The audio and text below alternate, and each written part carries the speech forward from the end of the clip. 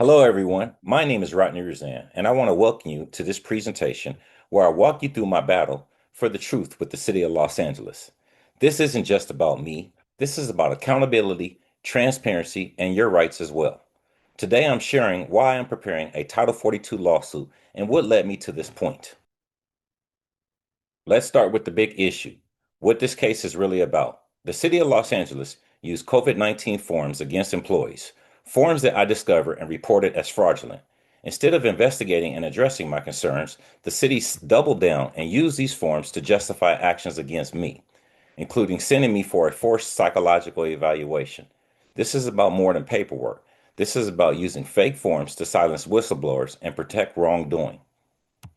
Here's how it all went down. On August 12, 2022, I filed a formal complaint about the fraudulent forms. Almost 2 weeks later, on August 25th, I followed up a call to the EEO coordinator to check on my complaint. Later that very same evening, the city recommended me for a psychological evaluation. The message was clear. If you challenge them, they'll try to sideline you. But it didn't stop there. I demanded accountability. I personally served legal notices to three key city attorneys, Mealy Huntley, Karen Majowski, and Brian C. Osler.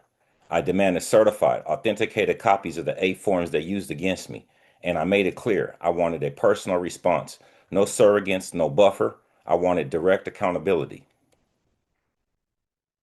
I want you to see yourself. These are the actual legal notices I delivered. This isn't just about me saying it, I have the receipts. Every notice was officially sent, certified, and directed to the right people.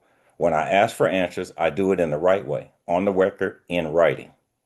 Even after all of that, I offered the city a way out. I told them, if you produce the official, lawful forms, I'll drop all claims and you'll never hear from me again. Simple as that. Just give me the truth and I'll walk away. But the city refused to produce the forms. You have to ask yourself why. If they have nothing to hide, why won't they show the forms? What are they afraid of? So what do I expect the city to do next? Most likely they won't respond to me directly. Instead, they'll have another attorney step in to create delays, stall, and keep the runaround going. My prediction, evasion, delays, or a buffer attorney. Anything to avoid actually producing the forms. But let's be real, at the end of the day, I don't expect them to give up those documents. But this is bigger than me. If the city can use fake forms to retaliate against me, they can do it to anyone. This is about due process, transparency, and holding your government accountable for its actions. Everyone deserves to know the truth. If it can happen to me, it can happen to you. We all have a stake in demanding justice and honesty from those in power. So where do we go from here? I've built the record. The notices have been served. The city was given every opportunity to do the right thing. Their lack of response is fully documented. Because the city still refuses to produce the forms, I have no choice but to file a Title 42 lawsuit under 42 USC Section 1983.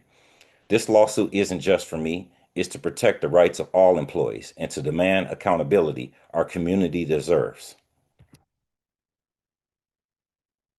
So what can you do? Watch and share how the city responds.